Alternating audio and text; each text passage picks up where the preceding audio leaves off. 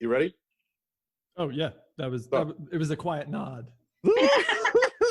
Steph, you see how the show goes now.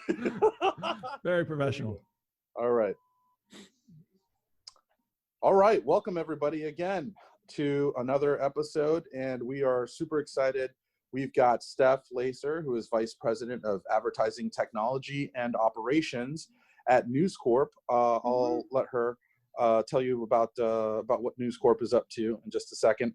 But we want to continue the discussion around some great topics. One of them being around identity, and a couple of other really interesting topics that keep coming up. And thank you. So keep sending your ideas to us about things that are important for you to hear from experts and folks who are working through some of these things. So with all that being said, let's welcome Steph Layser. Steph, how you doing? Yeah, thanks for having me. Hi guys, excited to talk. Yeah, so much to talk about, right? So much. And this year has been so weird. Hell of a year, right?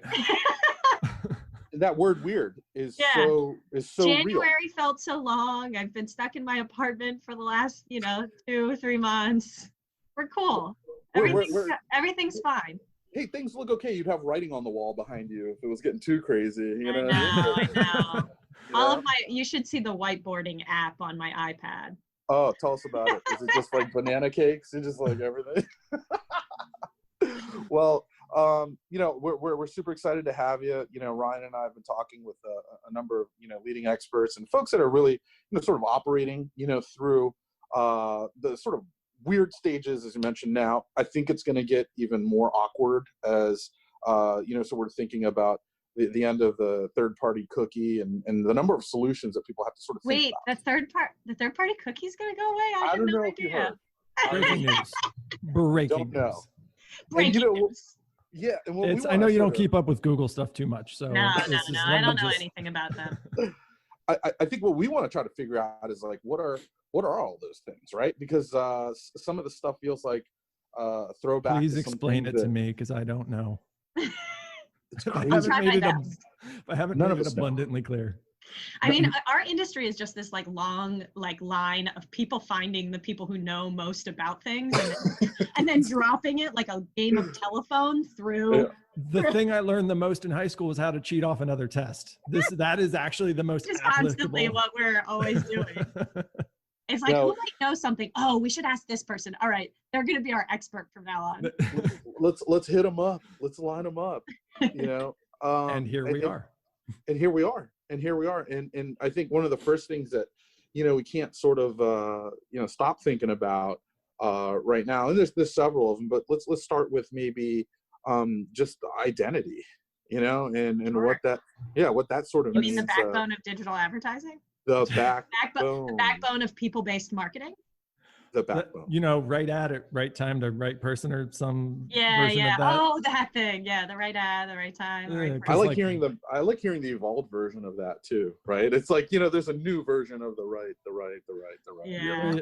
The evolved version is like an ad to a person, hopefully at some point. But no, all right, I want to cut to a very specific version of this, because I think, Steph, so there are like 1 million ID consortiums, then there are like ID solutions by vendors that already make people pay money for identity, which already gives me a reason to not totally trust them. Yeah. Not naming names, but like, totally. Actually, no, they both have live in their name, so that makes it easier. I don't have to say which one.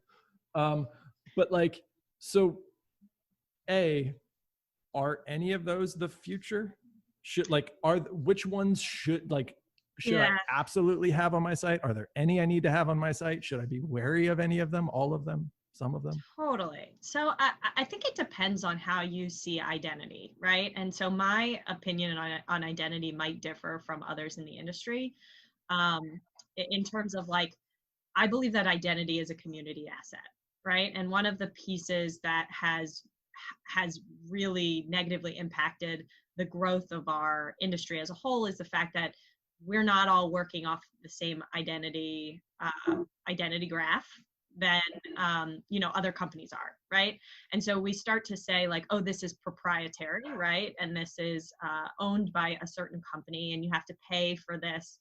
But to me, identity is such a piece of the backbone of digital advertising, like I said before, that I believe it should be a community-driven asset. I believe it's something that our entire industry needs to come together and make a decision on, like, this is what we're using and this is how we're going to move forward. And I think there is, just like I think in areas outside of identity, I think there is a general problem with community assets being things that I believe are community assets being run by companies that are for-profit companies, right? Because like when we're talking now about like, okay, what would make the most efficient industry, right? Mhm. It would be that we're all functioning off the same identity system. We're all functioning off of the same opt-out. We're all functioning off of the same preferences that we give to users so that users don't have to go into, a ridiculous amount of websites and deep black dark holes for them to like opt out of whatever at any point in time, right? This is an area I think we really need to like get our shit together and all come together and be like, this is the identity system that we're working. And the only way we're going to do that is when that, like the whoever's running the identity system is non-biased and wants it to function, wants it to work. And then the second piece is they're not necessarily doing this for profit. Because could you imagine relying on an identity graph or an identity system and then that company just deciding to go out of, like, not deciding to go out of business, but the fact that they could go out of business, or the fact that they could jack up rates or prices, or the fact that they have then control over something that is massively important, but is essentially a community asset, I believe. Well, is there a way that this happens without it being regulatory based, like, because as an industry, publishers, we don't really have a great track record of working together ever on anything. There is one area in which we do have a great track record of working together, and that's Prebid.org. And like you guys probably hear me ad nauseum talk about how much I fucking love. Can you bleep that out? Yes. How much do I have to? No, we need more. This is not a family show. Yeah, there are no children sorry. listening.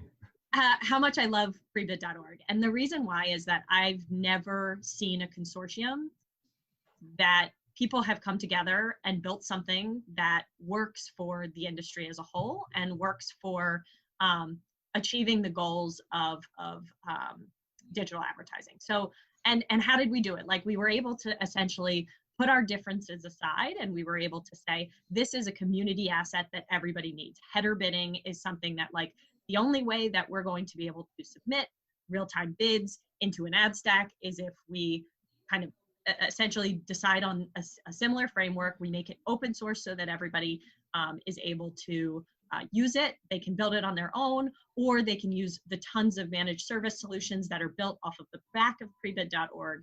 And to me, that is the only, like, when we're building things together as an industry, that is so much stronger than us just talking ad nauseum about stuff. It's got to be built. It's got to be like engineering driven. It's got to be a community. It's got to be open source. But then I think the piece of that needs to be worked on. Sorry, before you go too far. Yeah. I don't know where I'm getting an echo from, but before, it might be you. Oh no, it might be Erik. Yeah, did you have a cup? But anyways, so before you get too far down this, can you help? Because I realize I'm ignorant to some Prebid.org stuff, and this I don't generally like to give people a chance to hawk their stuff, but here we go. So help me understand. Isn't hawking my stuff? It's hawking an industry thing. Fair. Okay. To be honest, I'm not hawking News Corp. I'm hawking like the thing that all of us use for header bidding. My understanding for Prebid though was that was an AppNexus thing that they then open sourced, and then Prebid.org came up later because it was an org that originally started. Again, AppNexus like tried to share this thing, and then it spun off and became its own thing. So then, what is the new Prebid.org doing? So let me give you like a short history of Prebid.org. So at least when it came into my radar was sometime around like 2015 or early 2015. And I worked at a small startup, and I had been talking for years about the dream, right? It was like Google had already done dynamic allocation. we were already at a point where they were basically just like hopping over other SSPs and taking whatever inventory they wanted. And so other SSPs obviously were like, we'd like to be able to compete, right? And so so it was originally, I believe, just like an AppNexus open source, and it kind of just sat there because none of the SSPs really were ready to participate in it, or like at that point in time were adopting it. And at that point, I was at this small publisher. I had worked at the Daily Mail before, so I had pretty good relationships with the different SSPs. And I worked with this amazing engineer named Nick Jacob, and Nick essentially wrote a bunch of the adapters for Prebid, because when you looked in Prebid, it was like just a bunch of ad networks had like put in some adapters, but like it was like a little bit publisher driven. And so at the very beginning, it really started as publisher driven. And so, Nick was writing the adapters, I was helping. We created this like crazy Prebid solution, saw revenue go up significantly, right? Because we were putting pressure on AdX so that AdX had to pay more. We had the other SSPs which were able to compete, and then we were also able to add additional SSPs at that point in time without adding, additional discrepancy issues there. And so, that was like probably like 2015, 16, and then like SSP started to slowly say, okay, yes, you can contribute my adapters. And then they started kind of updating them themselves. And then Prebid.org, I believe, was formed in 2017. And so that was like the two founding members were Rubicon and AppNexus of Prebid.org as an org. But, there used to be like some of the evolution right now of Prebid is like, Prebid used to have like leadership positions where, AppNexus and Rubicon had more seats than the rest. Now everybody has the exact same number of seats and representation, and the members are Pubmatic and OpenX, and now we've also got DSPs that are involved, MediaMath and the Trade Desk. And so we're at a position right now where essentially most like independent ad tech organizations are part of Prebid.org. So we're at the point, and like it's also not one of these organizations that is turning independent ad tech away, right? If you want to come and you want to participate, right, you can participate in GitHub, you can participate, if you join, you can participate in the Slack channel. If you're a publisher, you can participate as well. So like I'm the head of the publisher task force. We've got a bunch of really great publishers on board, Cafe Media, which is like a super user of Prebid, and my friend Patrick McCann, and then Insider is part of it, PCH is part of it. So we've got like a really great group of publishers together that talk on a bi-weekly basis about what we're doing with Prebid, the interesting stuff that we're doing with Prebid, how we can drive it forward as an organization.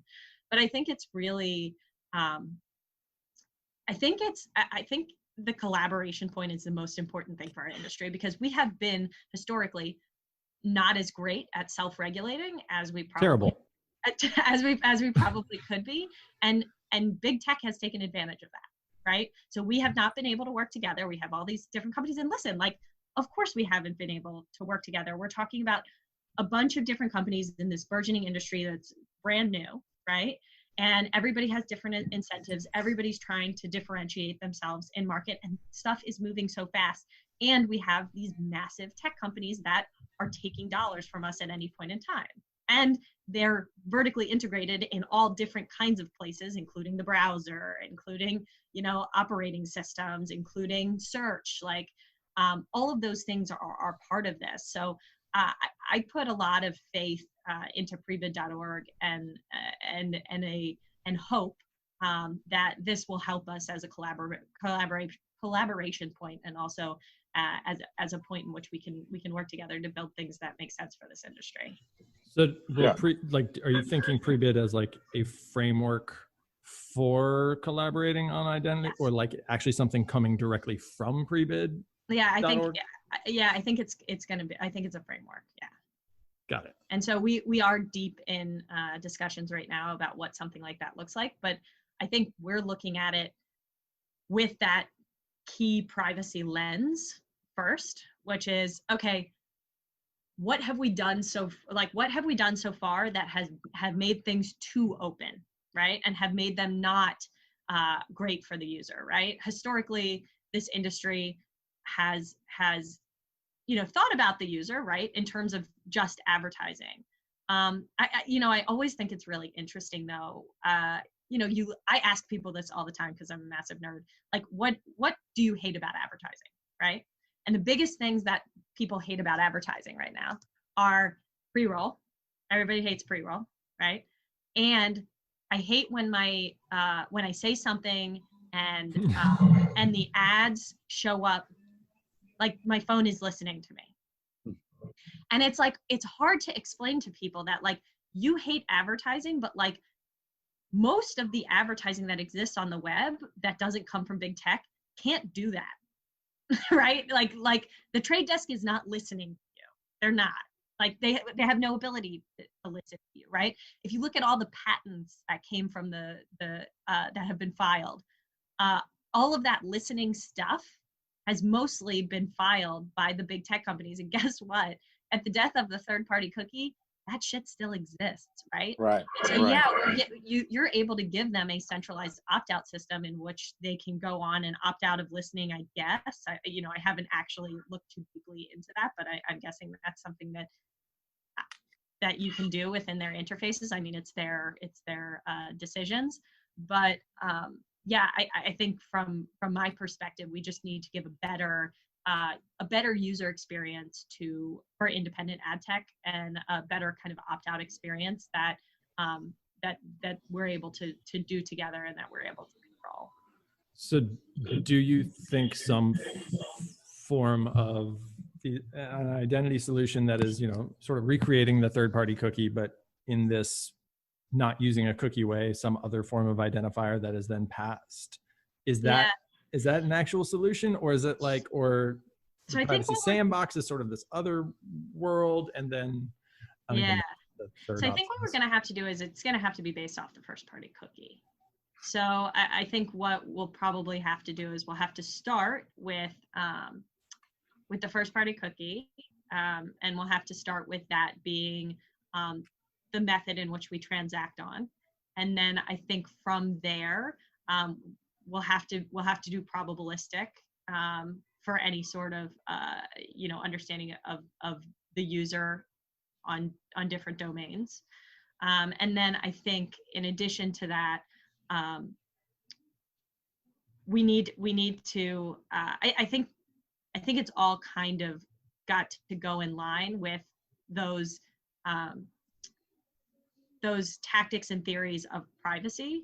So whether we we architect something that has differential, like the theories of differential privacy in it, so I've been learning, like, of the things I've been most interested in that I've been learning about the last few months, differential privacy is probably the most interesting, which is like, is there an area?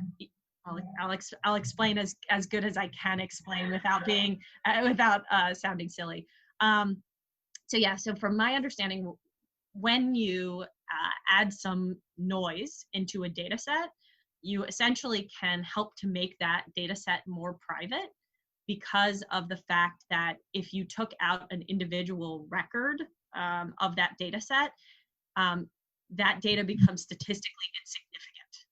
So it's like, if you take at scale, right, a huge data set, and you were to put in a certain portion of that data set that is different, right, and is actually not true or not real, if you were able to do that when you look at, like, statistically how the rest of this data set functions, this noise doesn't actually change the trends that you measure or that you look at over the course of time. This sounds familiar. This sounds kind of like what Pigeon was going to be as part of the thing, which is like, yes, personally identifiable groups, including noise. Yes.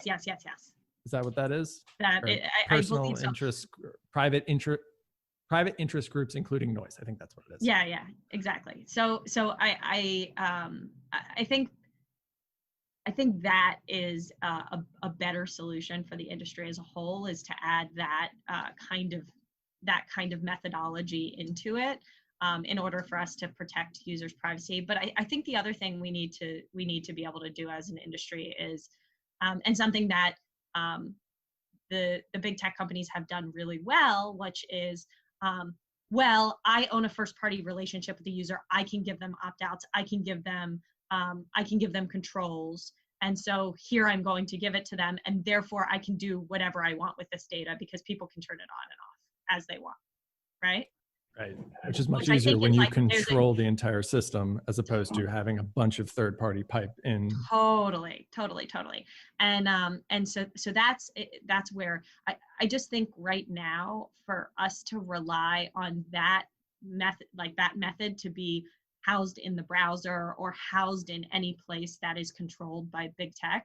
I mean, like you've read the news, obviously, Department of Justice and the state's attorney generals that are exploring, different antitrust violations. Like we have a trust problem, right? I always talk about incentives, right? I just talked about incentives with identity, right? It's like, in order for me as a publisher to want to work with you, I have to feel as though our incentives are aligned, right? I control my supply, or, I want to control my supply, right? I control my supply and how that is bought and sold, and I control my content and how that is read by the user. And I control the relationship with the end user, right? I think one of the things that's really been lost over the last few months is that people say, well, users have a relationship with the browsers, right? There is a relationship. Yeah, well, so do I as a content creator. I have a relationship with the browser too. I mean, that's why everybody needs me when they're asking for consent from GDPR, right? Right, exactly. So we're sitting in this world where people are saying things like, oh, the browser, they own a relationship. It's like, shit, I do too, right? And so I'm kind of at the point right now where, I think we need to start using that better. I think there's always generally, because the internet is so vast and there is different places in which you can get information.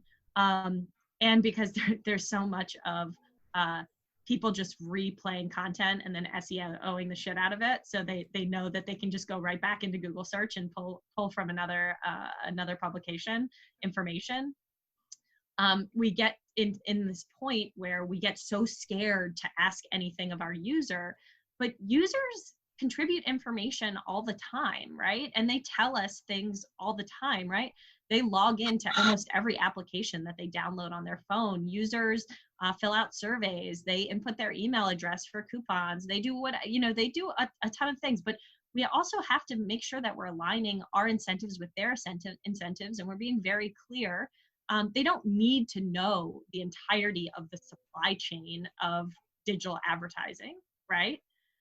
But they need to feel comfort and safety in an organization that is owning that information, and that it's going to be taken care of. And the only way we can do that is we need to prove to them that we can do that. And I think we're at the point right now where we can do it. So before we pivot onto the next thing, actually, no, we're going to pivot on to the next thing. Okay. I'm going to ask a question. I just realized, because you've been talking about big tech a lot. If your answer is no to this, that's great. I'll ask my other question. Sure. But have you read the Ben Thompson piece on big tech from this week? I haven't. Okay. Ryan, why have you not sent it to me? I just sent You it could to have given me Eric. some pre-reading for this thing, and then I would have given you my commentary. We can have a conversation later about it. It's his take. He comes from a very tech positive point of view. He's I would say appropriately critical, but his point of view is that it's ridiculous to think that big tech owes publishers money for content. So I'm very curious. I mean, I have a lot of opinions on that. Yeah. Again, I will give him credit in that it is not, and from an uneducated point of view, it's one I personally disagree with, but I was interested to hear. Yeah, I mean, there are plenty of people in theory who I get it, and there are plenty of very well educated people that says that big tech doesn't owe content creators anything. But there's two aspects to that that make things really difficult on content creators. Like, number one is like quality of content, right? You know, we're no longer in a world in which we distribute newspapers. We get a subscription revenue from newspapers. We get advertising revenue from newspapers, right? We're at the point right now where there is vast amounts of information, and the way people surface that information is big tech, right? And therefore, big tech has a responsibility, to content creators, especially news creators. They have a responsibility of making sure that our businesses are able to survive on the tools and the user facing interfaces that they create, right? And there's two big things. It's like search is a big thing, right? And I found a lot of the time they just don't listen, right? They just don't listen to how publishers work. They come in, right, because they're tech, right? They come in with this overarching opinion that they understand how journalism works, or they understand how content creation works. And it's like, could you listen for a second? Could you listen? Could we walk you through how long it takes somebody to research a piece that could be incredibly important? You know, we think about things like what's the movie about the Boston Globe opening up the Spotlight. pedophile? Yeah, Spotlight. We talk about something like Spotlight. How long did they take researching that? How many cars did they have to take? How many flights did they have to take? How many interviews? How many meals on the road? Like, those journalists, that's expensive to invest in that kind of work. But that kind of work is tantamount to the survival of our societies and democracy and our Constitution. Like, we even talk about the free press being incredibly important. And so if you can't invest in that, and they don't acknowledge how important that is, and that their actions are in direct, directly affect this. You know, we sit and I look at the different things that have happened in digital advertising, and I look at I look at the different tactics that have happened over the course of the last 7 or 8 years that essentially drive digital advertising revenue down for premium publishers, right? Or just all publishers in general. There's always something that seems to come into play that makes it more difficult, right? Yeah, this is something we talk about a lot. For a second here. I want to play devil's advocate for a second here, because I agree with your point, Steph. I'm not sure where you see your box, but to me, this is you right here. Yeah. I actually agree with your point, but I want to play devil's advocate here, because I think there is also a point to be made that, like, have we kind of confused it ourselves as publishers? Is WAPO a long tail or short tail publisher? What do you mean, like a long tail or short tail publisher? When we're talking, I think the redistribution of content, even in an AP sort of way, has sort of muddied this a bit, because it takes almost nothing to rewrite what someone wrote. And totally. Like, there are a lot of publishers that sort of, or even like big name publishers that sort of get by on having 40% of their content be this low value reproduction of true journalism, which I believe adds value. And then, like, so have we sort of muddied the water and made it hard?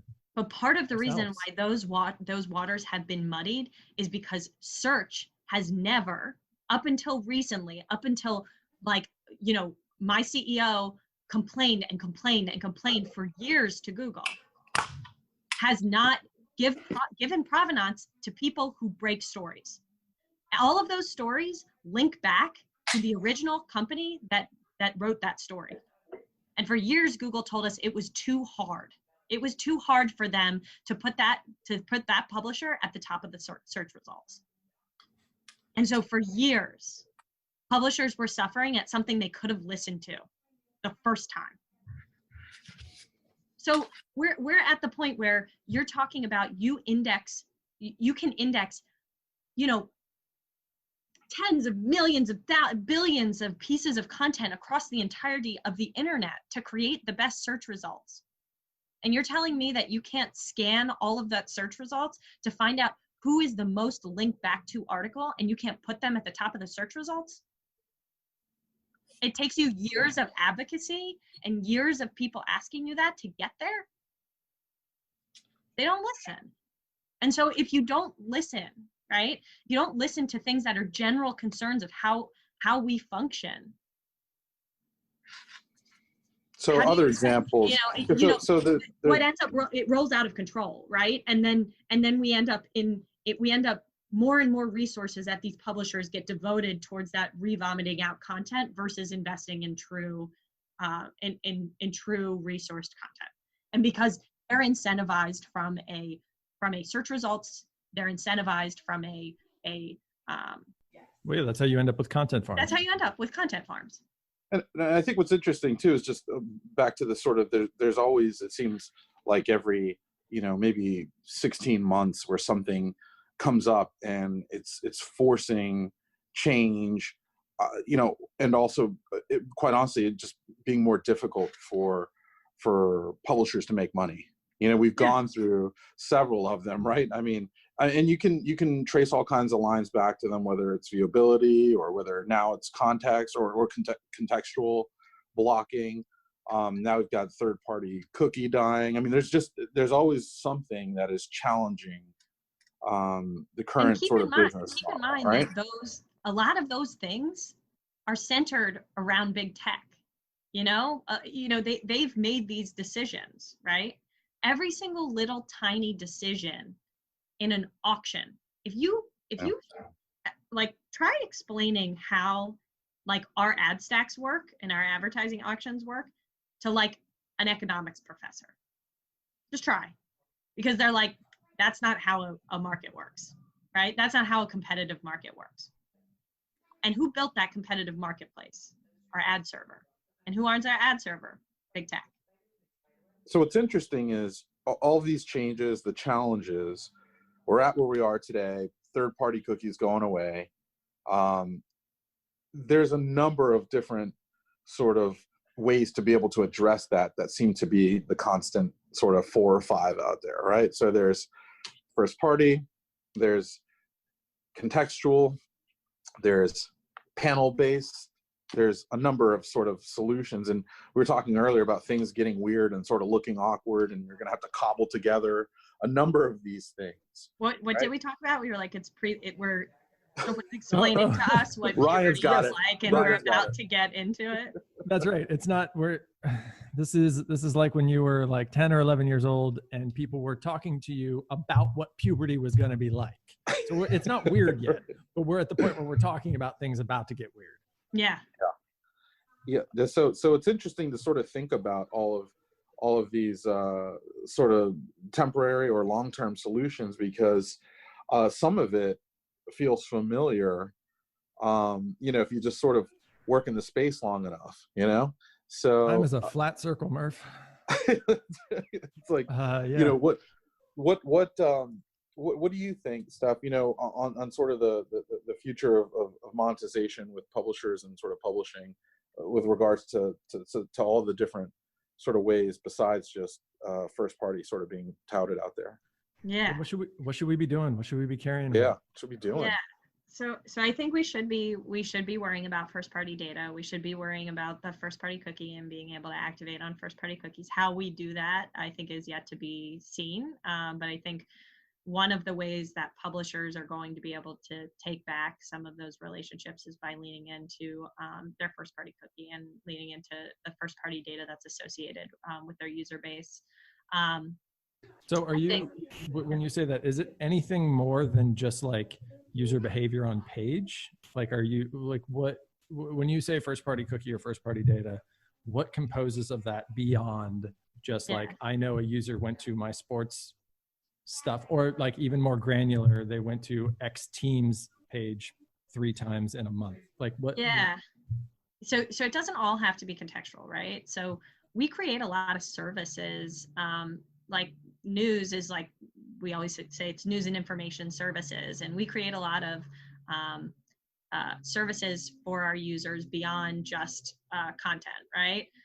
So you create, for example, we own Realtor.com. Realtor has different services that are associated with real estate, and we can capture, widgets on the page. We can capture, an understanding of exactly how much content or how many listings people are looking at. So when you say services, is that like a mortgage rate calculator? Is that a service? Okay. Yeah, that's a service.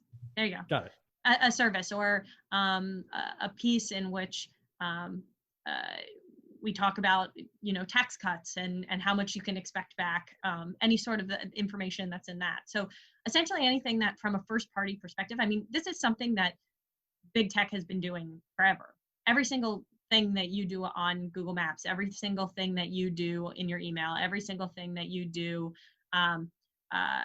across the entirety of the ecosystem, like essentially that all gets logged. That's first party. Right. And you still have to give users the ability to opt in and opt out of that. But yeah, being able to continue to work up your first party data asset is really important. So more prompts. Yeah, I was about to say, well, just making it more like adding more texture, like as opposed to just pure content, adding more texture, like having a little more interactivity or something like that. Totally. No, that totally makes sense. That's not something I've ever thought of. Yeah. But also we have touch points as brands, like lean into your brand. Like, I think we have this like constant conversation at News Corp is like, how much are the long tail people who are like in and out, how much value do they actually provide to you as a user, right? And I think that's going to change over the course of the next few years, because now we're going to start to be like, are those one and dones? Like, is saying I have X amount of unique visitors per month really a selling point any longer? Because what really matters is how many people come back to your page every day? How many people download your application and read, tons and tons of different content?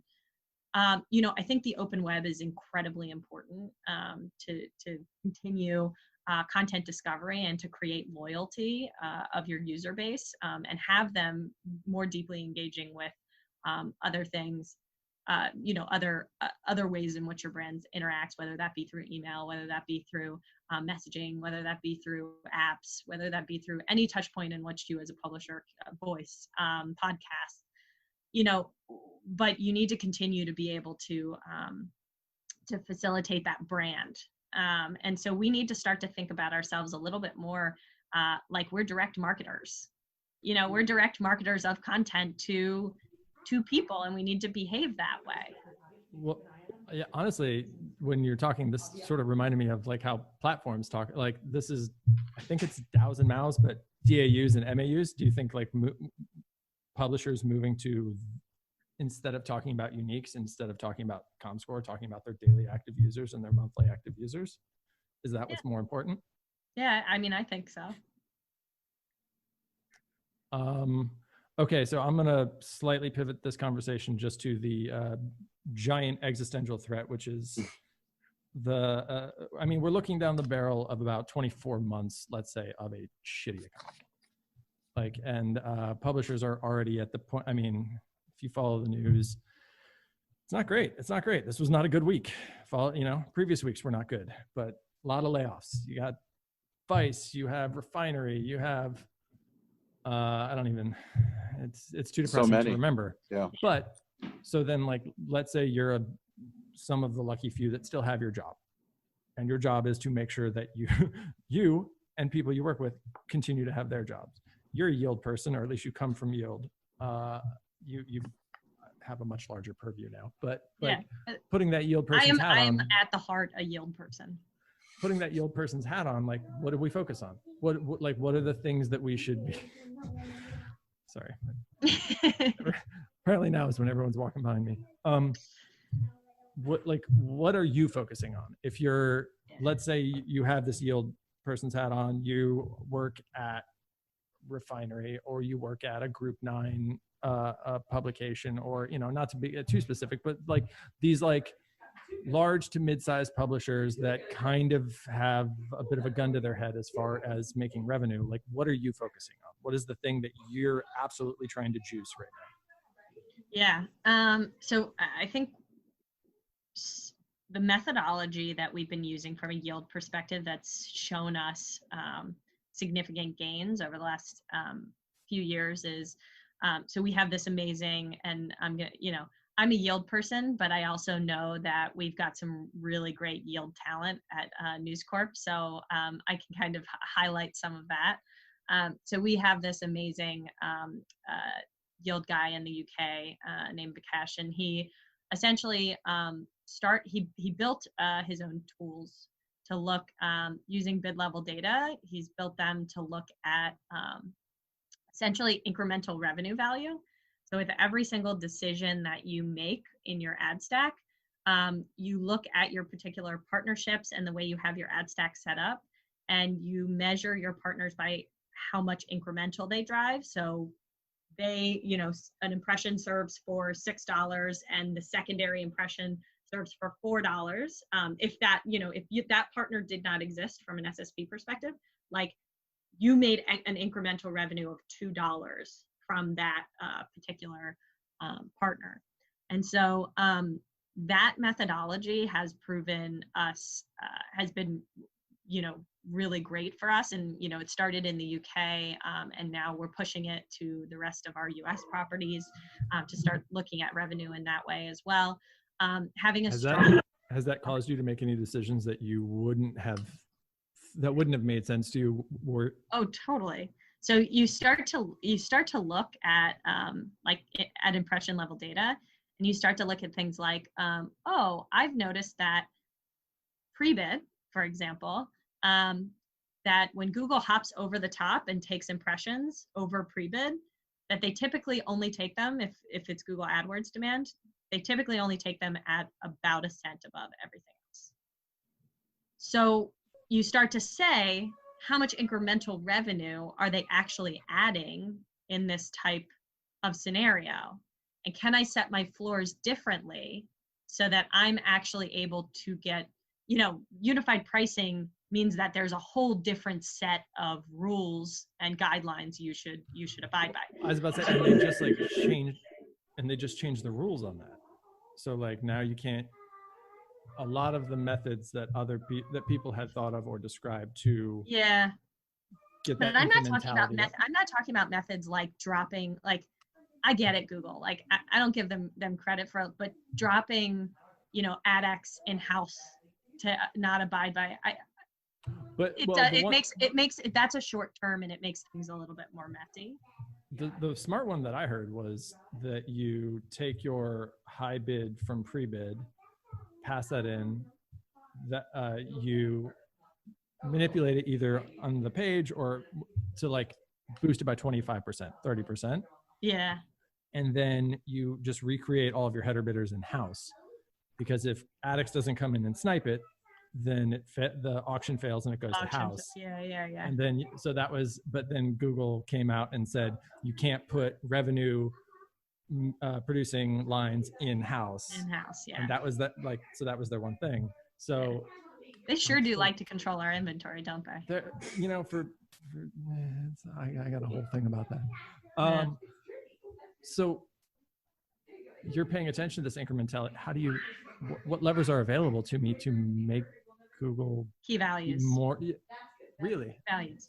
So you need to be looking at your key values, and you need to be looking at like essentially all your different partners. You need to be looking at like how they're monetizing across, like I'm not going to advocate for I do honestly believe that a lot of those are short-term and not great for like putting revenue generating line items in-house. And, I don't want Google to be the one to tell me not to do it. But at the same time, I do believe that from a overall industry perspective, it's not, at my core radical yield personality, I'm like, you can't tell me what to do with my inventory. But in my what's better for the ecosystem, having somebody come in and retake re-auction off the inventory in house is not great. But what I will say is that some of the ways in which they've limited us to not being able to floor certain buyers in a way, you can do if you look deeper into how your key values are currently set up and how you utilize header bidding. I think the other thing that like methodology, that's really important in yield, like the incremental revenues, it really important, but then like not enough publishers do a lot of multivariate testing, and doing multivariate testing and doing kind of A/B tests and doing 1 through 10 and seeing what works and seeing what doesn't work. That's incredibly important from that method. So the two things that are important to me, because like the multivariate testing is like, if you don't have the money to invest in your bid level data and getting like a really full picture of everything, which is actually, you get a 75% picture because of a lot of the limits that Google has put up in the bid data transfer file, but at least you can get closer to a 360 view of what your auctions are. That incremental revenue or multivariate testing are key to being able to manage your stack and to generate revenue. But I will say that looking at pockets of inventory and looking at trends and using your key values can help you to generate more revenue. Because like I would have never thought about looking at, like, without incremental revenue, I would have never thought about looking at pre-bid line items and what Google was actually, they were actually driving there. It's like, oh, they won those impressions, they paid me more. But that's not how we need to look at it anymore. We need to look at it in like, and I'm not just saying like SSP partners. I'm talking deals. I'm talking direct deals. I mean, that's like a huge win right now, is like, if you're looking at your direct deals and you're seeing how much, like, we give away a lot of like added value impressions with different campaigns and things like that. Make sure that they're not taking your most valuable inventory. Because if they're taking your most valuable inventory, then you're, and being able to measure incremental revenue and know the actual like loss from a programmatic perspective, like we need to stop looking at our inventory as being like super scalable and like and ever arching, you know what I mean? We have to definitely zero in on like, this is my most valuable, this is my next most valuable, this is my next most valuable, so that we can have different strategies for those different pools of inventory depending on the way that they work. Yeah, I mean, I agree. I think our ad server is built in such a way, and it's not, I don't think this is nefarious. I think it's just simple and old tech, that like an impression is an impression is an impression. And that's not true. Anyone who like in a real-time bidding world, that's not true. Which is why we need all the data we can get, right? It's why it's really important that we have our bid level data. It's why it's very important that, you can't look at yield in one way, right? You can't look at it in one way, and you have to look at it in multiple different ways. And this incremental revenue, the theory of incremental revenue, has been incredibly important and helpful for us. Excellent. I think that's a great way to wrap, unless Erik, anything? No, thanks so much for sharing a lot of your time, your insights, and thanks for sharing a Sunday. Yeah. A Sunday. You guys got my Superman or my superhero Steph was headband. super worried that people would see this headband. Yeah, but I kind of like look off. at my little Hulk. I got this Hulk going on. Yeah. Listen, this is what we talk about. When you hear me talk about people not wanting to pay for content, this is, there you go. This is me. This is what we do when we can't all be together.